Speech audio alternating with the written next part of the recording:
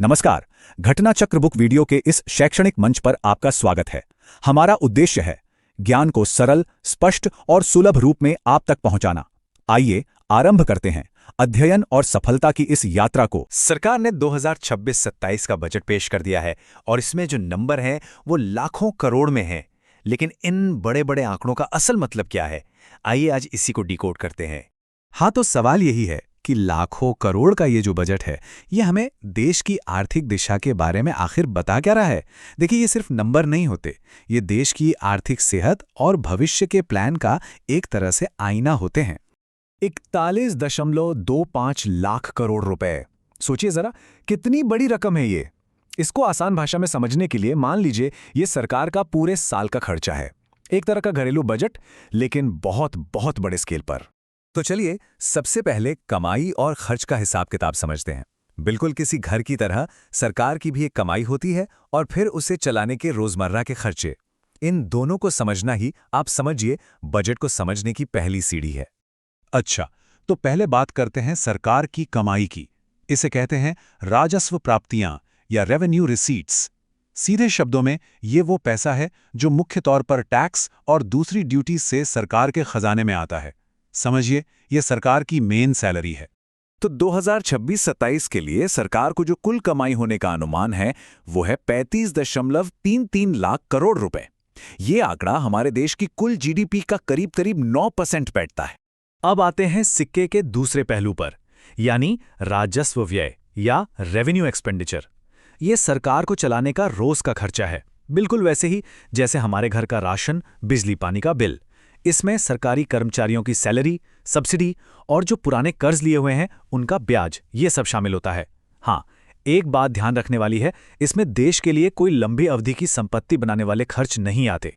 और 2026-27 के लिए ये अनुमानित खर्च है 41.25 लाख करोड़ रुपए, जो कि देश की जीडीपी का करीब 10.5% है। तो अब देखिए, हमारे पास कमाई का आंकड़ा भी है और खर्च का भी। तो अब घाटे का मतलब क्या है? क्या होता है जब खर्च कमाई से ज्यादा हो जाए? जब हम इन दोनों आंकड़ों को, कमाई और खर्च को, आमने सामने रखते हैं ना, तभी बजट की असली कहानी सामने आती है। यहां पर तस्वीर बिल्कुल साफ हो जाती है। एक तरफ है 41.25 लाख करोड़ का रोज का खर्च और दूसरी तरफ है 35.33 लाख करोड़ की कमाई। मतलब आमदनी अट्ठन्नी, खर्चा रुपया वाली बात हो गई। और इसी अंतर को, इसी गैप को हम कहते हैं घाटा। और जब सरकार का रोजमर्रा का खर्च उसकी कमाई से ज्यादा हो जाता है तो इस खास अंतर को राजस्व घाटा या रेवेन्यू डेफिसिट कहते हैं। इसका सीधा सा मतलब है कि सरकार को अपने डेली के काम का चलाने के लिए भी पैसा उधार लेना पड़ रहा है। बजट के हिसाब से देखें तो 2026-27 में ये राजस्व घाटा जीडीपी का 1.5% रहने का अनुमान है। अब यहां से एक बहुत जरूरी सवाल खड़ा होता है, वो ये कि इस घाटे को पूरा करने के लिए जो पैसा उधार लिया जा रहा है वो आखिर जा कहाँ रहा है? और जानते हैं, यहीं पर यह पूरी कहानी बहुत दिलचस्प हो जाती है, क्योंकि सिर्फ ये देख लेना कि घाटा है वो काफी नहीं है। असली सवाल तो ये है कि उस उधार के पैसे का इस्तेमाल हो कैसे रहा है, क्योंकि इसी पर देश का भविष्य टिका है। और ये बात बिल्कुल सही है। हर तरह का उधार एक जैसा नहीं होता। सबसे जरूरी सवाल ये है, क्या कर्ज रोज के खर्चों के लिए लिया जा रहा है या फिर भविष्य की कोई संपत्ति बनाने के लिए?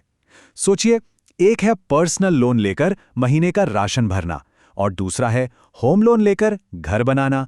दोनों में जमीन आसमान का फर्क है। अच्छा, इसको मापने के लिए एक खास इंडिकेटर का इस्तेमाल होता है। देखिए, सरकार के कुल उधार को हम राजकोषीय घाटा या फिस्कल डेफिसिट कहते हैं। तो अब हम ये देखेंगे कि इस टोटल उधार का कितना हिस्सा पूंजीगत व्यय यानी कैपिटल एक्सपेंडिचर पर खर्च हो रहा है। मतलब देश के लिए सड़कें, पोर्ट्स, अस्पताल जैसी लॉन्ग टर्म संपत्ति बनाने पर। और जब हम इस अनुपात के आंकड़ों पर नजर डालते हैं तो एक बहुत ही पॉजिटिव, एक बहुत ही उम्मीद जगाने वाला ट्रेंड दिखाई देता है। और सच कहूं तो यही इस बजट की सबसे बड़ी और अच्छी कहानी है। जरा इस चार्ट को देखिए, ये दिखा रहा है कि सरकार अपने कुल उधार का कितना % हिस्सा संपत्ति बनाने पर लगा रही है। 2024-25 में ये 66.8% था। अगले साल यानी 2025-26 में ये बढ़कर 70.3% हो गया और अब 2026-27 में अनुमान है कि ये 72.1% तक पहुंच जाएगा। तो ट्रेंड एकदम साफ है, ये लगातार ऊपर की तरफ जा रहा है। तो इस बढ़ते हुए ट्रेंड का मतलब क्या है? इसका सीधा सा मतलब यह है कि सरकार अपनी उधार की रकम का इस्तेमाल सिर्फ रोज के खर्चों को पूरा करने के लिए नहीं, बल्कि देश के लॉन्ग टर्म ग्रोथ के लिए, भविष्य की संपत्ति बनाने में ज्यादा से ज्यादा कर रही है।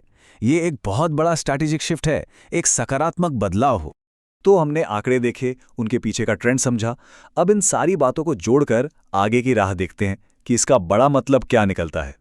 तो आज की इस पूरी चर्चा से 3 बड़ी बातें सामने आती हैं। पहली, सरकार का रोज का खर्च उसकी कमाई से ज्यादा है, जिससे एक राजस्व घाटा है।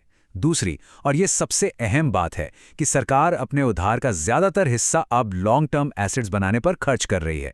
और तीसरी बात, ये हिस्सा लगातार साल दर साल बढ़ रहा है, जो कि इकोनॉमी के लिए एक बहुत अच्छा संकेत है। तो हम आपको इसी एक बड़े सवाल के साथ छोड़े जाते हैं कि जब देश का उधार रोजमर्रा के खर्चों की भरपाई करने के बजाय भविष्य की संपत्ति बनाने में लगता है, तो ये रणनीतिक बदलाव आने वाले दशक में भारत की आर्थिक तस्वीर को किस तरह से बदल सकता है, इस पर जरूर सोचिएगा।